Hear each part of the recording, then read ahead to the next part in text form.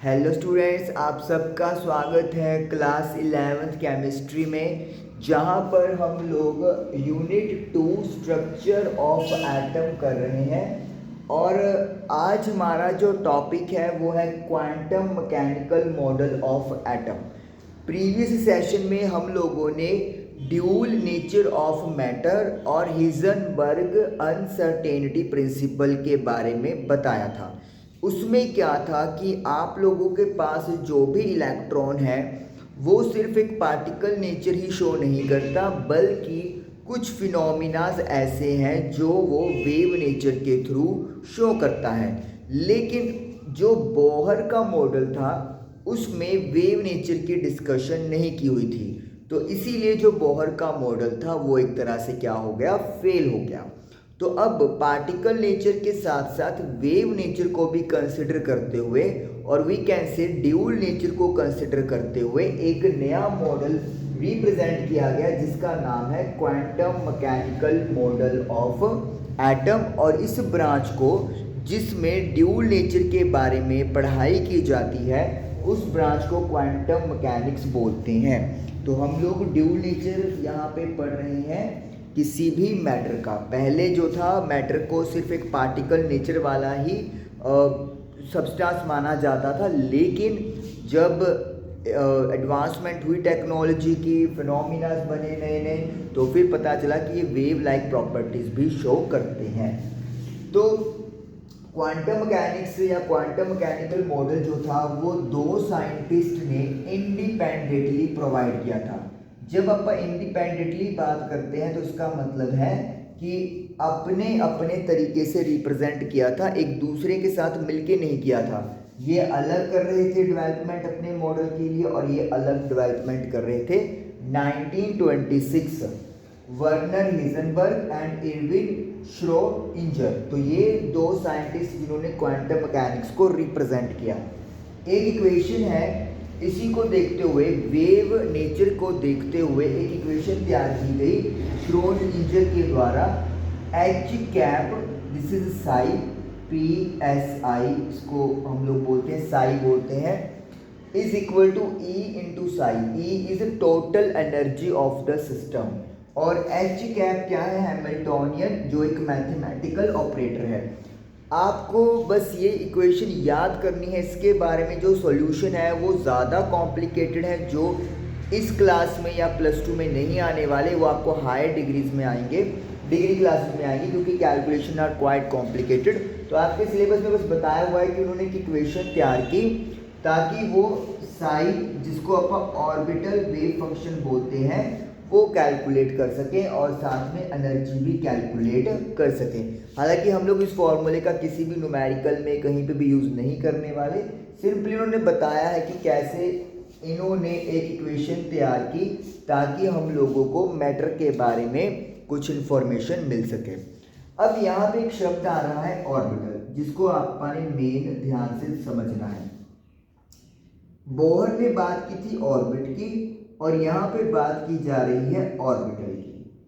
अब एक चीज ध्यान रखिए, जो ऑर्बिट है वो एक सर्कुलर पाथ है, एक सर्कुलर पाथ है जो बोहर ने सजेस्ट किया था कि इलेक्ट्रॉन इस पाथ में रिवॉल्व कर रहा है।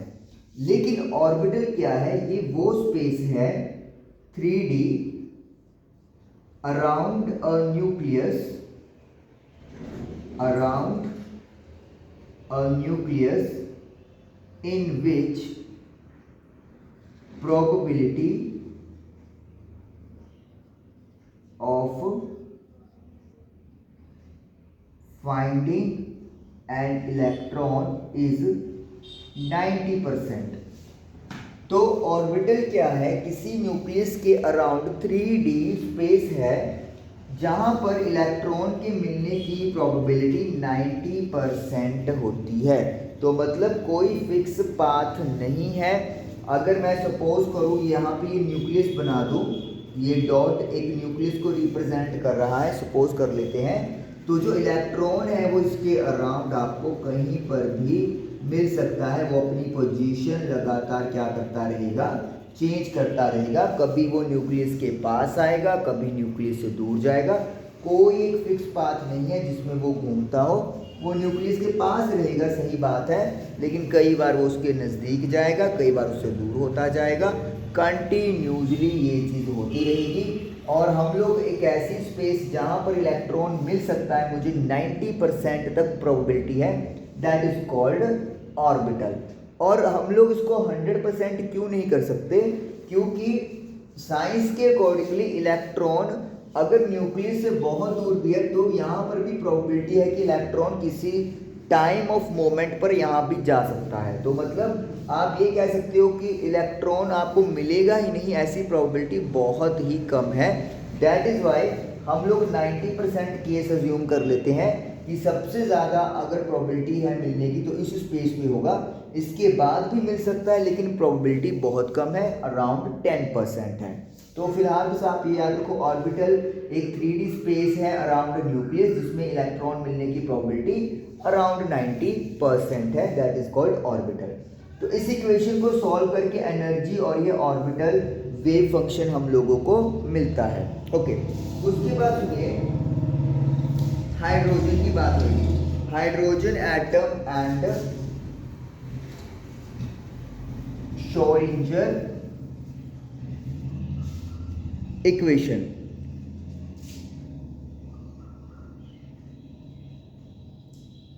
Hydrogen atom and Schrodinger equation.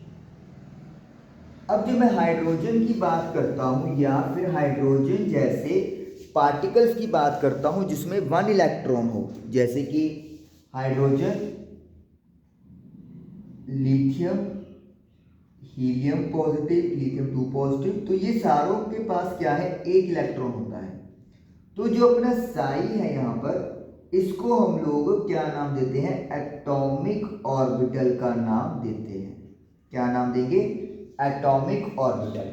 तो जो मतलब सॉल्व करके हमें वैल्यूज मिल रही हैं वो किसको रिप्रेजेंट करेंगे, वो एटॉमिक ऑर्बिटल। अब इसको याद करना बहुत आसान है। एटॉमिक मतलब एक एटम हो गई जिसमें न्यूक्लियस है और इलेक्ट्रॉन है, और एटम का ऑर्बिटल मतलब जहां पर इलेक्ट्रॉन मिलने की प्रोबेबिलिटी 90% है। तो एटॉमिक ऑर्बिटल मतलब एक एटम में वो स्पेस जहां पर इलेक्ट्रॉन आपको 90% मिल सकता है, that is called atomic orbital. एक से ज़्यादा इलेक्ट्रॉन के लिए भी मतलब यहाँ पर वैलिडेशन है, लेकिन कैलकुलेशन कॉम्प्लिकेटेड है। हालांकि इन्होंने बताया हुआ है कि एडवांस फॉर्म में कंप्यूटर आने की वजह से अब वो पॉसिबल है, तो हम लोग दूसरों के लिए भी कैलकुलेट कर सकते हैं, लेकिन उसके लिए हमें कुछ क्वांटम नंबर्स की बात करनी होती है। मैं आपको एक बात बताता हूँ यहाँ पे, जो एक्चुअली में रियलिटी में रिप्रेजेंट किया गया कि जब आप इस इक्वेशन को सॉल्व करते हो, जो हमारे पास इक्वेशन है श्रोडिंगर वाली, तो हम लोगों को बेसिकली क्या मिलते हैं, क्वांटम नंबर्स मिलते हैं कुछ, जिन क्वांटम नंबर्स की अगर मेरे पास इंफॉर्मेशन है तो मैं इलेक्ट्रॉन्स की जो पोजीशन है उसके बारे में आइडिया लगा सकता हूँ। तो मतलब अब जो मेन टॉपिक है जो इन क्वांटम मैकेनिक्स का फ़ायदा हुआ, अब उसकी बात करेंगे। तो मैं यहाँ पे लिखने वाला क्वांटम नंबर्स, क्वांटम नंबर्स, और ये नंबर्स हैं क्या, set of numbers gives the information about electron. Electron के बारे में प्रॉपर इंफॉर्मेशन देने के लिए कुछ नंबर्स का सेट है, उस नंबर ऑफ सेट्स को क्वांटम नंबर बोलते हैं।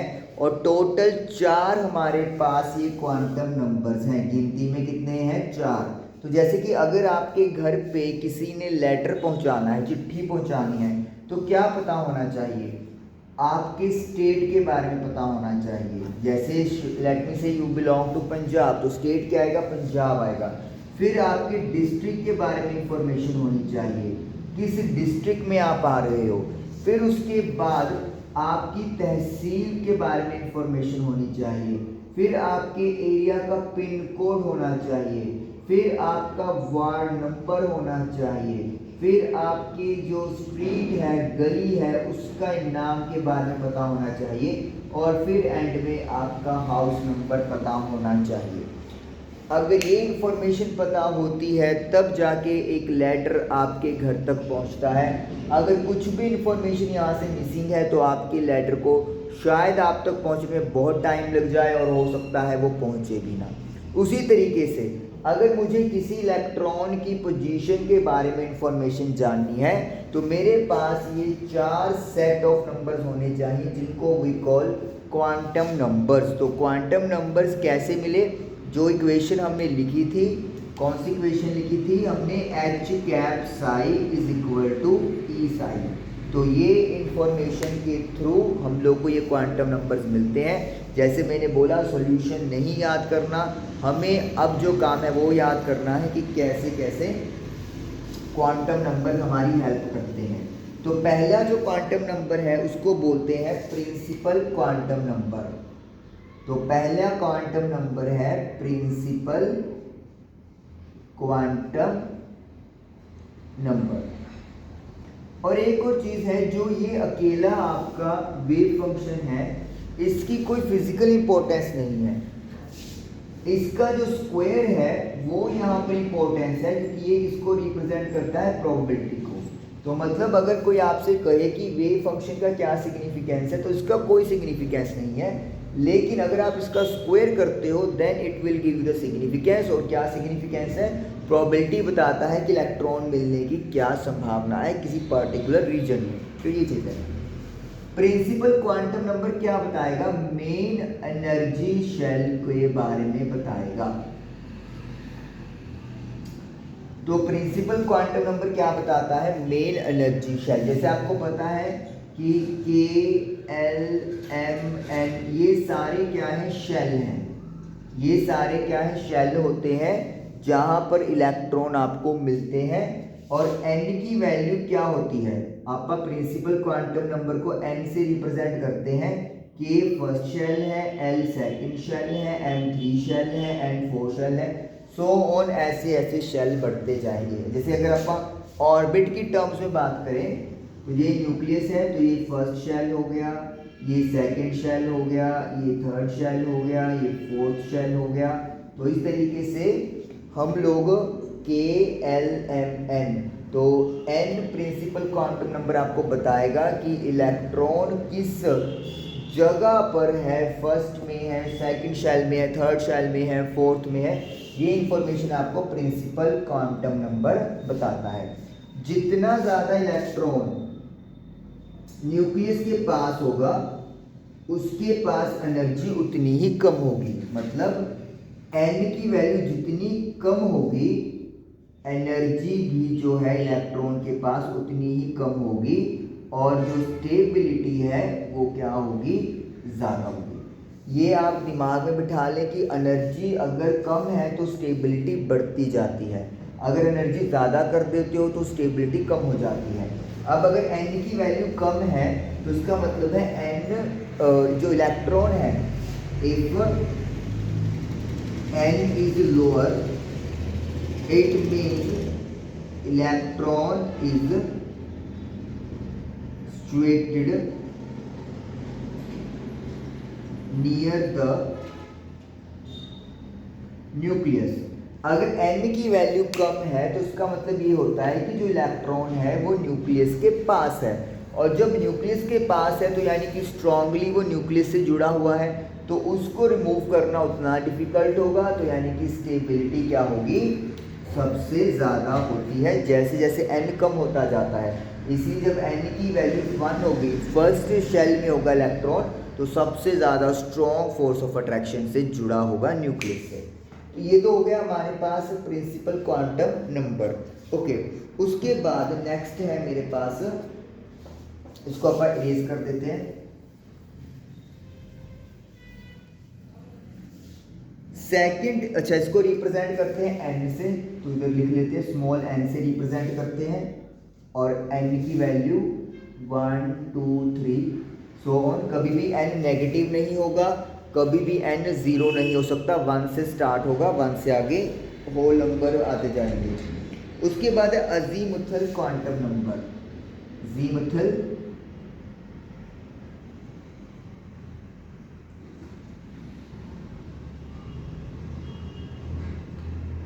ज़ीमुथल क्वांटम नंबर, और इसको आप ऑर्बिटल एंगुलर मोमेंटम, इसके दो नाम और हैं, दोनों सभी नाम पता होने चाहिए क्योंकि कुछ भी यूज़ कर सकते हैं एग्जाम में। ऑर्बिटल एंगुलर मोमेंटम, और तीसरा नाम है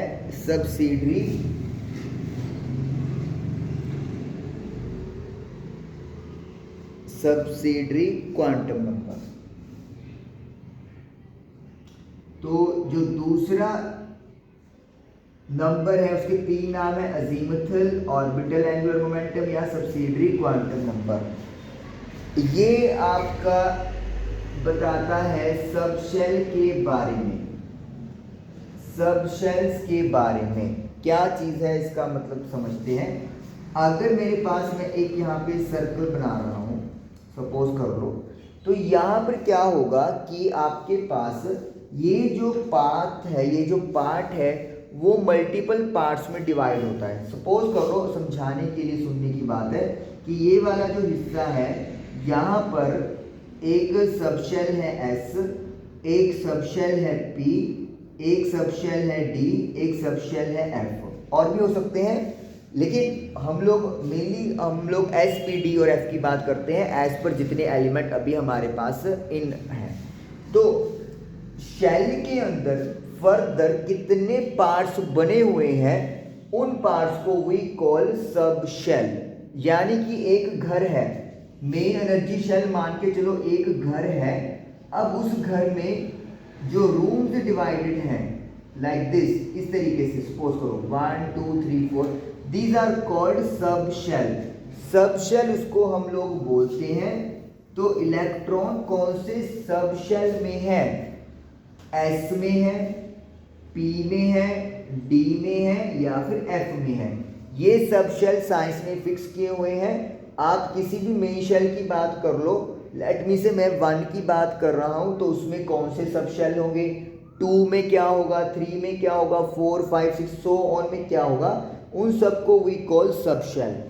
रिप्रेजेंट किया जाता है स्मॉल l से।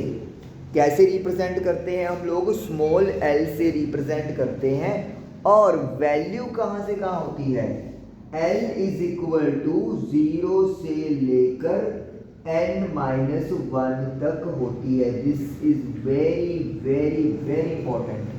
सिंपल वे में समझाता हूं, अगर मैं n की वैल्यू 1 कर दूं for n is equal to 1, तो l की वैल्यू क्या होगी, 0 से लेकर n-1 तक। तो n की जगह 1 रखोगे, 1 - 1 0 ही हुआ, तो l 0। और l की वैल्यू 0 किसके लिए होती है, s के लिए होती है। तो s के लिए l की वैल्यू 0 है। अगर l 0 है तो उसका मतलब है कौन सा सब शेल प्रेजेंट है, सिर्फ s सब शेल प्रेजेंट है।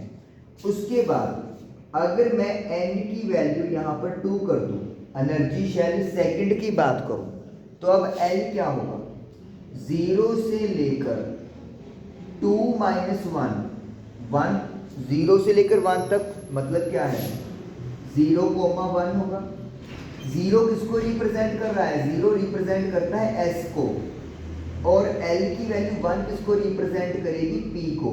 तो यानी कि जो दूसरा शेल है वो दो हिस्सों में बटा हुआ है, s एंड p। तो s के लिए l की वैल्यू 0 और p के लिए 1। अब जाहिर सी बात है d के लिए 2 आएगी, लेकिन कैसे आएगी, let us talk about it.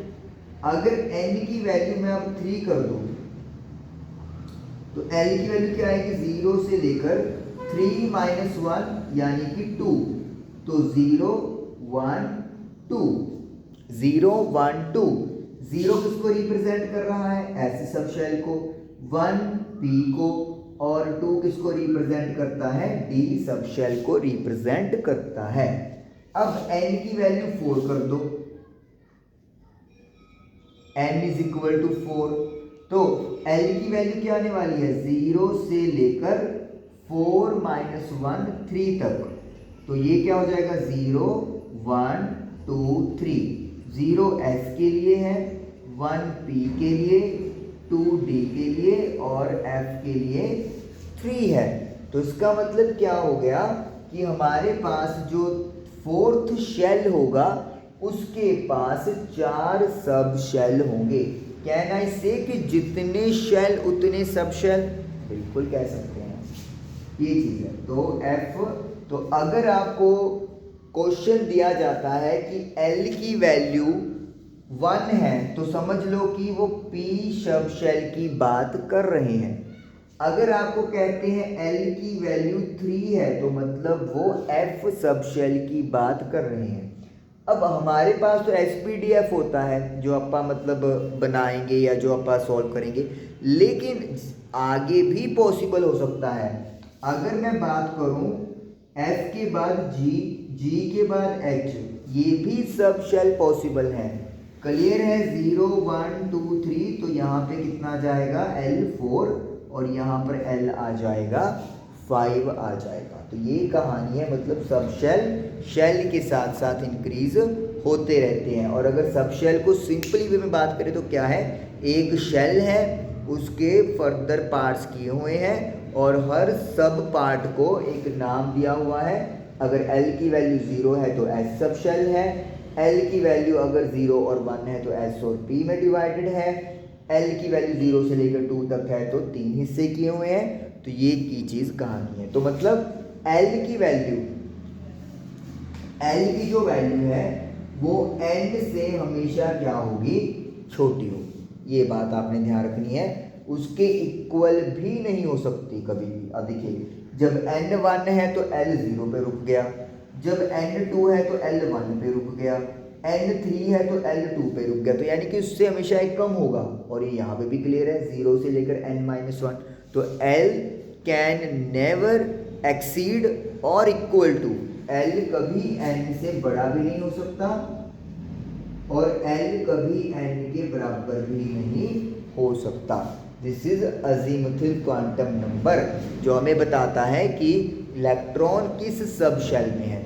Shell पता चल गया तो सब शेल के बारे में भी अब पता चल गया हमें। अब आगे कहानी चलती है।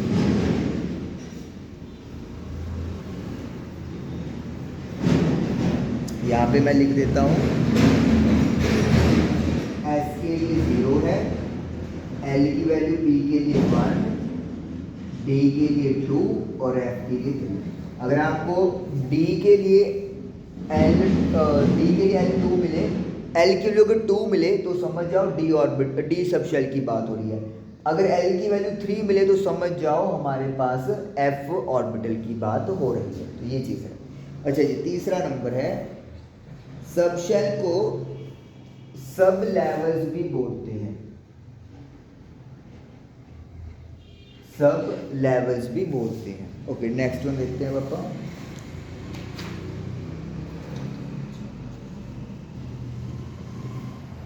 ओके, अब नेक्स्ट है हमारे पास magnetic orbital quantum number. Magnetic quantum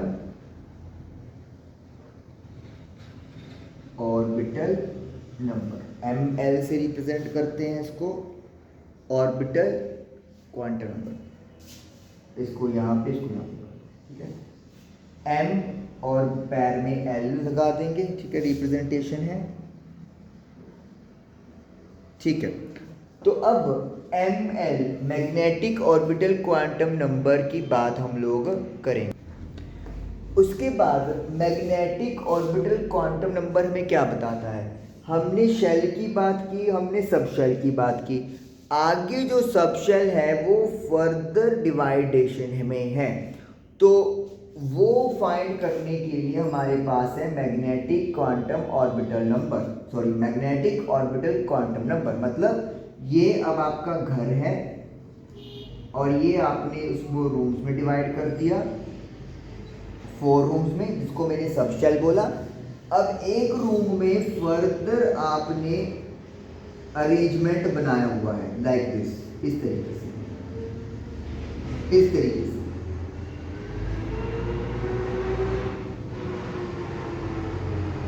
तो इसका मतलब ये है कि फर्दर अगर मैं यहाँ पर डिवाइडेशन करता हूँ लाइक दिस, मतलब पहले शेल फिर सब शेल और अब सब शेल में फर्दर पार्ट्स, तो उसको we calling magnetic orbital quantum number M L. अब एम एल की वैल्यू क्या होती है? एम एल की जो वैल्यूज होती है वो -L से लेकर +L तक होती है, और जो टोटल वैल्यूज पॉसिबल होती हैं इसको हम लोग ऑर्बिटल्स भी बोलते हैं कि टोटल कितने ऑर्बिटल्स पॉसिबल हैं, वो होते हैं 2L+1। अब देखिए सिंपल है, यानी कि एम एल की वैल्यू एल पे डिपेंड करती है, एन की तो कोई बात ही नहीं हो रही। एल की वैल्यू क्या क्या हो सकती है? एल की वैल्यू 0 हो सकती है, 1, 2 एंड 3, जो हमारे पास मतलब SPDF, आगे 4 भी जा सकता है, कोई प्रॉब्लम नहीं है। तो यहाँ पे मैं एक बना देता हूँ ऐसे,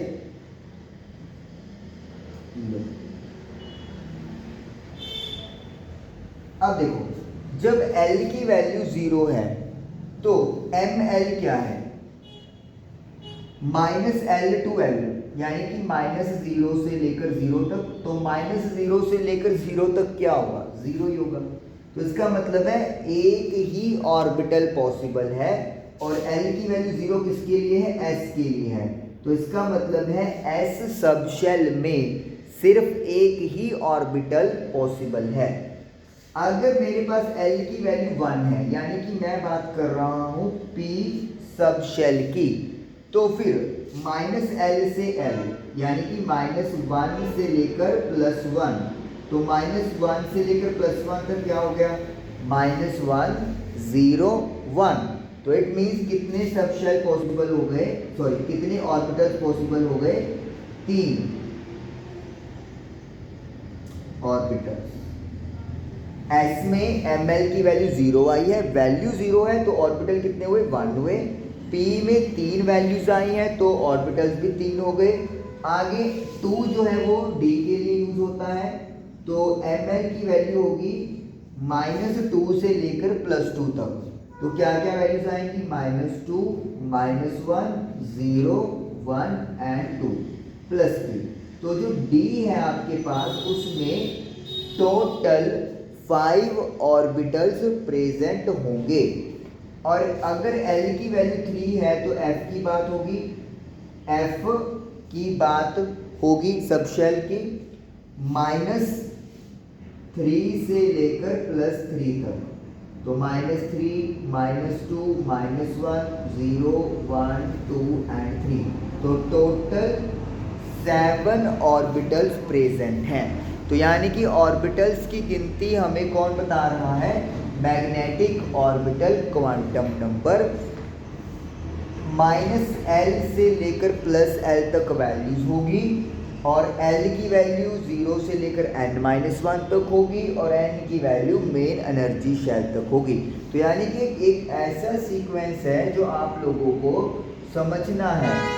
n की वैल्यू 1 से स्टार्ट होगी, L की वैल्यू 0 से स्टार्ट होकर n-1 तक जाएगी, ML की वैल्यू -L से लेकर +L तक जाती है। टोटल कितने बनेंगे ये ML की वैल्यू? 2L+1। अब देखो आप 0 पुट करो तो 2 × 0 0, 0 + 1 1, तो देखो कितने ऑर्बिटल आए? एक ऑर्बिटल आया। फिर L की वैल्यू 1 पुट करो, 2 × 1 2, 2 + 1 3, 3 ऑर्बिटल आए। फिर L की वैल्यू 2 पुट करो, 2 × 2 4, 4 + 1 5, तो 5 ऑर्बिटल्स आए। फिर 3 पुट कर दो, 3 × 2 6, 6 + 1 7, तो कितने ऑर्बिटल्स आ रहे हैं? 7 ऑर्बिटल्स आ रहे हैं। तो अब आपको शेल पता चल गया, सब शेल पता चल गया, और आपको ऑर्बिटल के बारे में पता चल गया। अब एक लास्ट इंफॉर्मेशन और है, दैट इज इलेक्ट्रॉन स्पिन। इसको मैं यहाँ पे लिख देता हूँ, इलेक्ट्रॉन स्पिन ms। अब देखिए जब इलेक्ट्रॉन है वो न्यूक्लियस के अराउंड तो जा ही रहा है, इसके अलावा वो अपनी एक्सिस पे भी घूमता है, जैसे अपनी अर्थ होती है जो रिवॉल्व करती है अपनी एक्सिस पर। तो इसका मतलब है जो इलेक्ट्रॉन है वो क्लॉकवाइज भी जा सकता है अपनी एक्सिस पर, और वो एंटी क्लॉकवाइज भी जा सकता है, एंटी क्लॉकवाइज। तो ये कहा गया कि किसी भी ऑर्बिटल में मैक्सिमम 2 इलेक्ट्रॉन हो सकते हैं, मैक्सिमम 2 इलेक्ट्रॉन हो सकते हैं इन ईच ऑर्बिटल, और उनकी जो स्पिनिंग है वो उल्टा होगी, मतलब एक इलेक्ट्रॉन अगर क्लॉकवाइज जाएगा तो दूसरा एंटी क्लॉकवाइज जाएगा। रिप्रेजेंटेशन के लिए एरो लगाया जाता है, एक एरो ऊपर की तरफ और एक एरो नीचे की तरफ, जो उनका स्पिनिंग बताता है। ये सपोज कर लो अगर क्लॉकवाइज है तो ये एंटी क्लॉकवाइज को रिप्रेजेंट करता है, और नंबर के अकॉर्डिंगली 1/2 प्लस का एंड 1/2 माइनस के द्वारा रिप्रेजेंट करते हैं। तो ये तो सिर्फ आपको ये बता रहा होता है कि नंबर कि क्लॉकवाइज है या एंटी क्लॉकवाइज है, हालांकि ये चीज़ फिक्स नहीं है कि पॉजिटिव किसके लिए है और नेगेटिव किसके लिए है, ये इन्होंने कुछ मेंशन भी नहीं किया, बस स्पिन अप स्पिन डाउन की बात इन्होंने कर दी है। तो आपको पता क्या चलता है कि एक ऑर्बिटल में मैक्सिमम 2 इलेक्ट्रॉन हो सकते हैं। जैसे एस में, अब यहाँ पे इसको मैं यहाँ पे लिख देता हूँ, ये क्वांटम नंबर की कहानी क्या पूरी हो ही गई है, इधर कर लेते हैं अपन। देखिए 4s, s के लिए l की वैल्यू 0 है, तो मतलब कितने ऑर्बिटल्स हैं, ऑर्बिटल्स कितने पॉसिबल है, एक। तो नंबर ऑफ इलेक्ट्रॉन्स कितने हो सकते हैं s और s में, मैक्सिमम 2 हो सकते हैं। s सब शेल में एक ऑर्बिटल है और नंबर ऑफ इलेक्ट्रॉन कितने पॉसिबल होंगे, मैक्सिमम 2 इलेक्ट्रॉन। अगर मैं बात करूं p के लिए, p के लिए l की वैल्यू 1 है और नंबर ऑफ ऑर्बिटल्स आप देख सकते हो 3 है, तो इलेक्ट्रॉन्स की गिनती कितनी होगी, 3 × 2 6, क्योंकि एक ऑर्बिटल में अगर 2 इलेक्ट्रॉन आते हैं तो 3 ऑर्बिटल में 3 × 2 6 इलेक्ट्रॉन हो गए। d की बात करेंगे तो l की वैल्यू 2 होती है, तो ऑर्बिटल्स कितने होंगे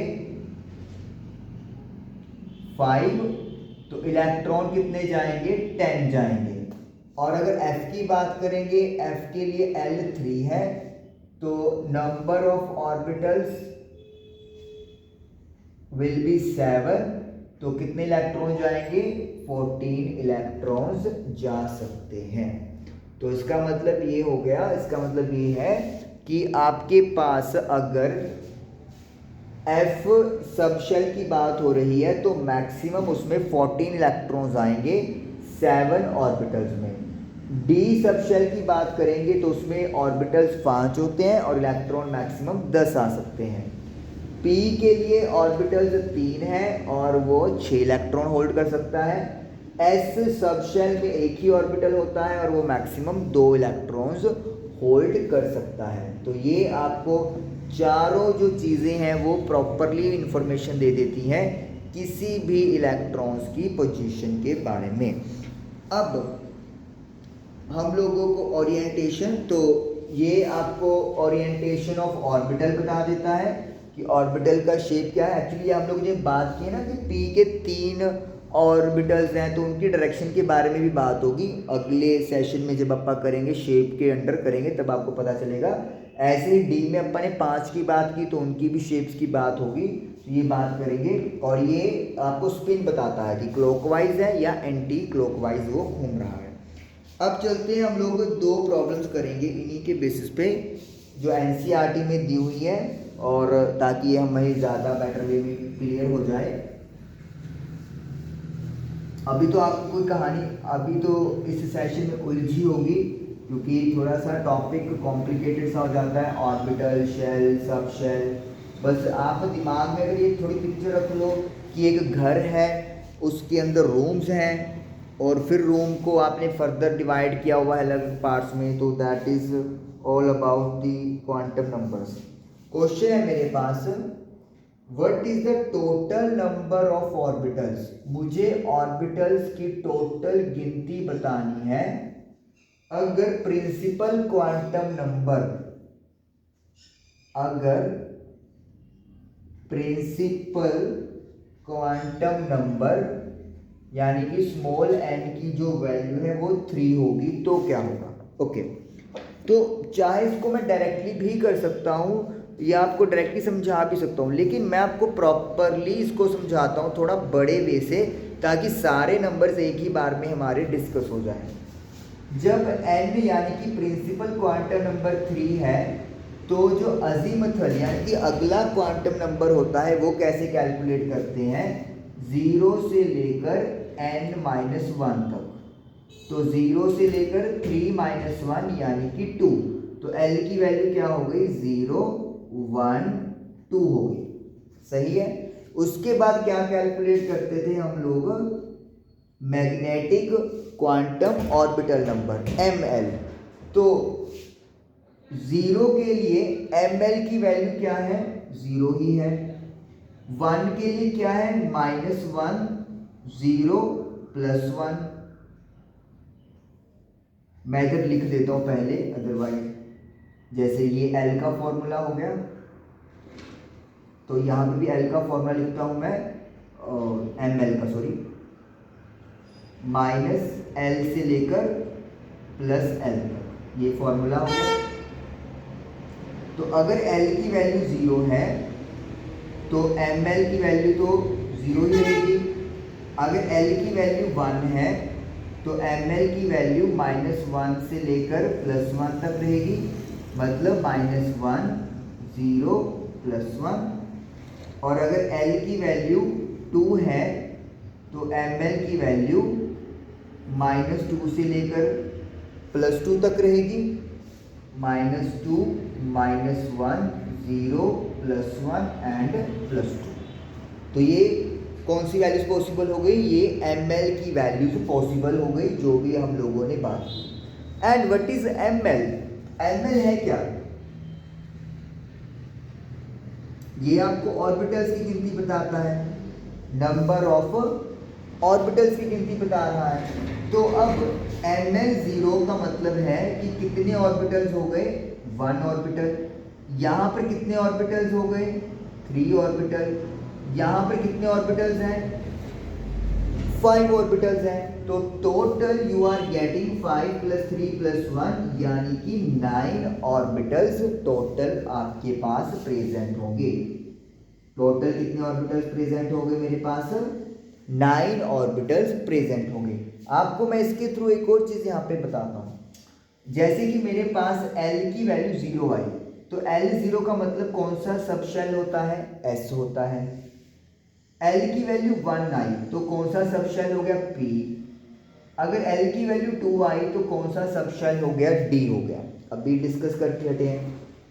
आपको पता है S में कितने ऑर्बिटल्स होते हैं, अगर आप ये चीज भी दिमाग में रख लो, एक ऑर्बिटल होता है। P में कितने ऑर्बिटल होते हैं, 3 होते हैं। D में कितने होते हैं, 5 होते हैं। तो देखो यहां से भी निकल के आ गया 9। आपको ml पर भी जाने की जरूरत नहीं रहेगी। और सुनो तरीका नंबर ऑफ ऑर्बिटल्स निकालने का। नंबर ऑफ ऑर्बिटल्स जो है कैलकुलेट करने के लिए एक डायरेक्ट फॉर्मूला है n²। What is n, 3। तो 3 का स्क्वायर क्या होता है, 9 होता है। अब आप कहोगे यही क्यों नहीं बता दिया, वो इसीलिए क्योंकि अभी जस्ट स्टार्टिंग है आप लोग इस नंबर्स की। तो मैं चाहता हूँ कि आप हर चीज़ को समझो अच्छे तरीके से। ये तो आप कर ही लोगे कि number of orbitals okay n² कर देंगे, कुछ भी पूछ ले, इतना तो अब जरूरत है नहीं। लेकिन जब ये कंसेप्ट अभी इनिशियल स्टेज पे है, तो अगर आप इसको बार बार करोगे तब जाके ये कहीं पे आपको समझ में आएगा कि ओके शेल एक अलग चीज़ है, सब शेल एक अलग चीज़ है, ऑर्बिटल एक अलग चीज़ है, और हाउ टू कैलकुलेट, वो हम लोग कैसे कैलकुलेट कर सकते हैं वो चीज़ है। अब देखो यहाँ पे अगर क्वेश्चन आ जाए कि अगर n की वैल्यू 3 है तो कितने इलेक्ट्रॉन्स पॉसिबल हो सकते हैं, तो कितने ऑर्बिटल, कितने इलेक्ट्रॉन्स, मैं इलेक्ट्रॉन्स की बात कर रहा हूँ। अभी क्वेश्चन तो हमारा खत्म हो गया, ये मैं ऐसे ही बना रहा हूँ। मैक्सिमम कितने इलेक्ट्रॉन्स आ सकते हैं, आपको पता है जितने ऑर्बिटल होते हैं उसके 2 से मल्टीप्लाई कर दो, क्योंकि एक ऑर्बिटल में 2 इलेक्ट्रॉन आते हैं। तो कितने हो गए, 18 इलेक्ट्रॉन हो गए। तो यानी कि 9 ऑर्बिटल्स में 18 इलेक्ट्रॉन्स पॉसिबल है मैक्सिमम। और एक डायरेक्ट फॉर्मूला भी होता है, अगर आपको याद हो 9th क्लास में, कि किसी भी शेल में मैक्सिमम इलेक्ट्रॉन्स अगर कैलकुलेट करने होते थे तो वो होते थे 2n² electrons, maximum electrons in a shell 2n²। n की वैल्यू 3 है, 3 का स्क्वायर 9, तो 18। देखो वही आ गई चीज़। तो मतलब कहने का क्या है कि सारी चीज़ एक दूसरे से लिंक है, लेकिन थोड़ा टाइम लगेगा आपको इसको मतलब ज़्यादा बेटर वे में समझने में, करने में। चलिए अब अगला क्वेश्चन करते हैं। अगला क्वेश्चन भी डायरेक्ट नहीं करवाऊंगा, ऐसे ही करवाऊंगा पूरे शुरू से इंफॉर्मेशन, NL ML ऐसे SPDF नोटेशन यूज़ करनी है और आपको बताना है कि कौन सा जो जो नीचे नंबर दिए हुए हैं क्वांटम नंबर्स, वो कौन सा ऑर्बिटल रिप्रेजेंट कर रहे हैं। चलो इन्होंने तो खुद ही कह दिया कि पहले n की वैल्यू 2 है और l की वैल्यू 1 है। ओके, n2 का मतलब जो शेल है वो अपना सेकंड है, तो 2 लिख दिया। अब मैं यहाँ पे पहले लिख देता हूँ l की वैल्यू 0 1 2 3, ये अभी तक पॉसिबिलिटीज में है। L0 किसके लिए होता है? S के लिए, 1 P के लिए, 2 D के लिए और 3 F के लिए। तो अगर L की वैल्यू 1 है तो इसका मतलब है P की बात हो रही है। तो यहाँ पर किसी सबशेल की बात हुई, 2P सबशेल की बात हो रही है। उसके बाद है N की वैल्यू 4 है और L की वैल्यू 0 है, तो 4 तो एज इट इज लिख दो। L की वैल्यू 0 का मतलब है आपको S की बात कर रहे हो, तो 4S हमारा सबशेल हो गया। एक और चीज़ है, ये सभी स्मॉल हैं, S P D और F, ये ऑल आर स्मॉल लेटर, कोई कैपिटल नहीं है। तीसरा है N की वैल्यू अगर 5 है तो L की वैल्यू 3, 5 L की वैल्यू 3 किस लिए है? F के लिए है, तो 5F लिख देंगे।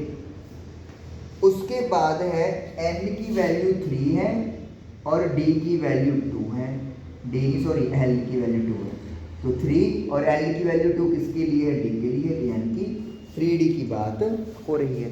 अच्छा, एक मैं आपको अपनी तरफ से यहाँ पे बताता हूँ, पूछता हूँ, अगर N की वैल्यू 5 हो और N की वैल्यू 2 हो और L की वैल्यू 2 हो, तो क्या ये चीज़ है? 2D। ये गलत है। Why? क्योंकि L जो है वो N के कभी भी इक्वल नहीं हो सकता। L N से हमेशा छोटा होगा, कभी बड़ा भी नहीं हो सकता, कभी बराबर भी नहीं हो सकता। तो अगर N और L आपको सेम मिल रहे हैं तो उधर ही कांटा बना दो, नेवर पॉसिबल, ये चीज़ है। तो ये 2 प्रॉब्लम हम लोगों ने की। तो आई होप कि आज का जो क्वांटम नंबर्स वाला टॉपिक है वो आपको क्लियर हुआ होगा, और इसकी प्लीज़ प्रैक्टिस ज़रूर कीजिएगा। Thank you for watching the video.